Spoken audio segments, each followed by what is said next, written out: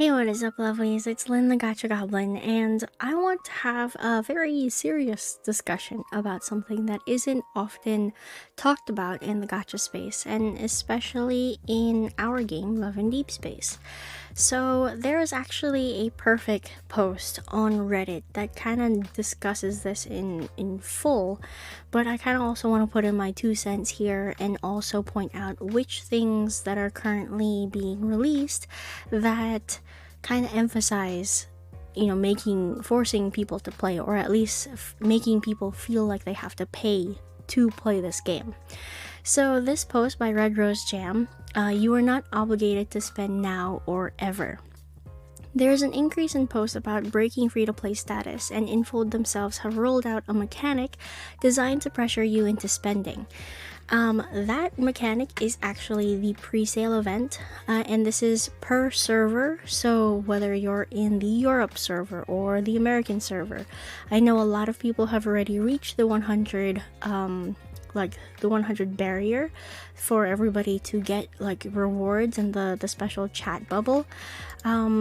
And it kind of made everybody feel like they had to spend something in order to be a true fan of the game.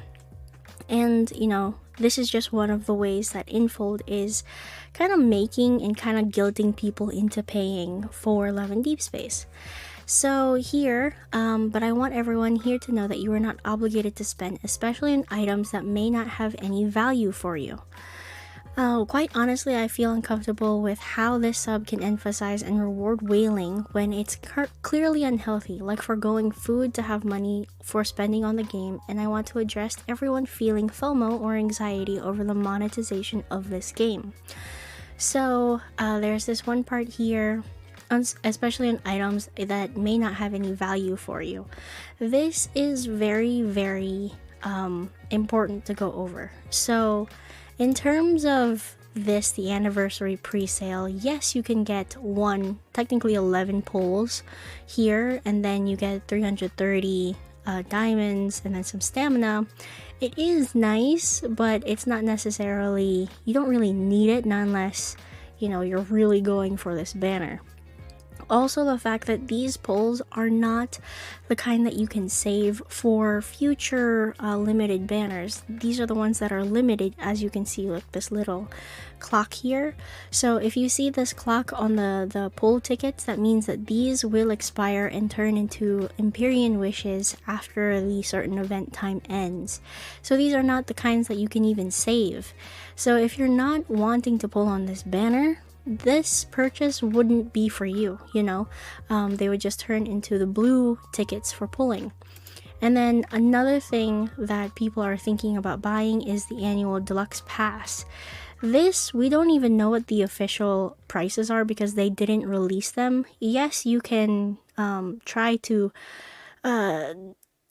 round out based on the other servers the prices of these packs, but I wouldn't really take my chance on that because Infold is kind of how do I say this? They're kind of sneaky when it comes to these kind of things. Yes, the price could be similar to what you round off to, but it may not be exact, and I'd rather have exact numbers to work off by. And we don't know what the prices are yet, so to get these, they're not going to help you for the banner currently, like right now. And you're gonna have until the 20th of January to purchase the annual pass only. It's a limited time, again making you feel pressured like you have to buy these annual passes. You don't need to. In the long run, these might help just a little bit, but not necessarily. This is only gonna give you like one pull every week. Come on, guys. And then instant gains is the 680, which you'll probably burn through very, very quickly, not unless you're really saving your pulls if you have a lot of self-control when it comes to saving all of your diamonds and your resources. So this may not be the most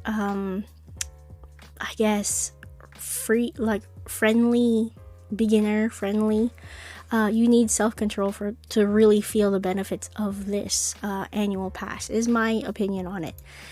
And another thing that may not be, the most helpful here, especially in items that may not have any value for you, is the ranked up outfits. The ranked up outfits for the multi-banner. So we all know that the multi-banner, when you get one card, you'll get the outfit at a certain number of pulls, like 25. I think it starts at 25. And then you'll be able to get the outfits for them, and when you rank them up, you get the special color outfit. The special color outfit is nothing but a cosmetic feature in the game. It doesn't add anything to the value of the card itself. Ranking up gives you like a boost in battle, but it's not needed if you have leveled up protocors as a free-to-play spender. So don't feel obligated to spend more money and pull for more cards, especially if you have the chance of losing your 50-50 just to get a special colored outfit. If you happen to get it by chance or by luck, congratulations, you have the special color outfit, and that is great for you. But if you're really penny pinching your pulls, I would really hold off on getting like the special colored outfits. And in terms of the Lunar Shop, okay, so the Lunar Shop is another way that Infold tries to get money out of you. As for long-term players, this is actually a wonderful shop to have because you're probably going to have a lot of lunar shards down the line because you're getting a lot of the standard memories, multiple copies of those. But when it comes to newer players or people who are just entering this game, don't use your wishing well shards to convert and get the other 5-star lunar cards so that way you could get shards. Don't do that. That's kind of a waste. Like, wait for a pulse hunt banner to convert them into actual Empyrean pulls, or let this happen naturally. Don't like go for it unless you really want something here. It'll happen naturally anyway down the line. You're going to get the lunar emblems eventually, so you don't need to kind of rush into getting these at all. And that's just something that I want to point out because some people are going to like panic and try to get these. These are going to stay in the shop. These are not going to disappear, so you don't need to worry about that. And then last but not least is the fondness treasure. These 4-star cards, we're going to be guaranteed one of them, but you could actually purchase the voucher, the fondness voucher, to do more scratch offs in the shop. So shop purchase in the event interface or shop, consume diamonds to purchase fondness vouchers. Diamonds will equal money, and if it's not money, it is your time invested into the game. So that is how you're going to probably get the other cards too. So that's another way that they're trying to make money off of us for 4-star memories. And these are limited, and I know that they might not come back into the game. So I don't know, it really is up to you guys what you do with your money. Just please be careful when spending. Please be careful and know what you're getting yourself into when it comes to pulling on the gacha or investing in one of these packs or investing in like the pre-sale. This is something that we've never seen before, and they're trying their best to find different ways of enticing us to invest in this huge event that they're just labeling, the anniversary event. Of course, you're going to think, oh, anniversary event. This is a huge event that we should participate in and celebrate our game and spend more money, yada, yada, yada. And if you want to do that and you have the disposable income to do that with, go ahead, but don't forgo buying groceries, don't forgo buying the important things just to fund pixels on your phone. That is my 2 cents, and let's just continue reading here. You are not a lesser player if you can't spend anything on this game. You contribute to the community. I am glad you're here and support you knowing your limits. If you decide to spend anything or more than you currently do, I hope it's given freely without feeling pressured by a company or other fans. This is very important, especially with the pre-sale event where the server, each server had to reach 100% in investments, and you would help by purchasing these packs here. And a lot of people were saying, come on, spend, spend, so that we can hit 100. I mean, I understand rallying the people who already spend in the game, but if you're trying to force people who are free to play and who don't want to break that, that is where it becomes a little bit tricky. As people who are kind of going through tough times now, especially in the economy right now, kind of telling people to spend their money in a game is kind of bad, guys. Invest what you can. Again, don't feel pressured, but the company, that's their job to pressure us into spending for the game. But when it comes to other fans, please mind your words, mind how you converse with other people. Don't make them feel the FOMO. You can celebrate your wins, but don't rub it in people's faces, kind of thing. There's a proper way of celebrating and there's a wrong way of celebrating. It's been a hard year for many of us, and this game brings a lot of joy. Please remember that you deserve to feel only joy from this game. Updating to say that I removed an example I made while anonymous was too specific and replaced it with something more general. The goal of this post was not to target anyone, but to instead maintain that everyone deserves a healthy playing experience without pressure from involved other fans or even themselves. I hope anyone who is struggling with that pressure and may be driven to do things they wouldn't do otherwise can find the support they need. I've seen a lot of compassion on this thread, and I know you will be uplifted by your fellow players when you express the need for help. I was once the person in that position, and having strangers reassure me that I would be okay was so important for my growth as a person. You are not alone, and you are not the only one struggling, so please, when you need it, ask for help. This is a very strong message here, and I encourage everybody to repeat this kind of rhetoric on the different platforms and the different spaces that you enjoy Love and Deepspace in. Remember that if you can't pull for certain cards, certain memories, you're not going to miss out because you can always experience them online. You can experience it on channels like Lavender. Miss Lavender YT has been playing this game, I think, from the beginning, and she has so many of the memories.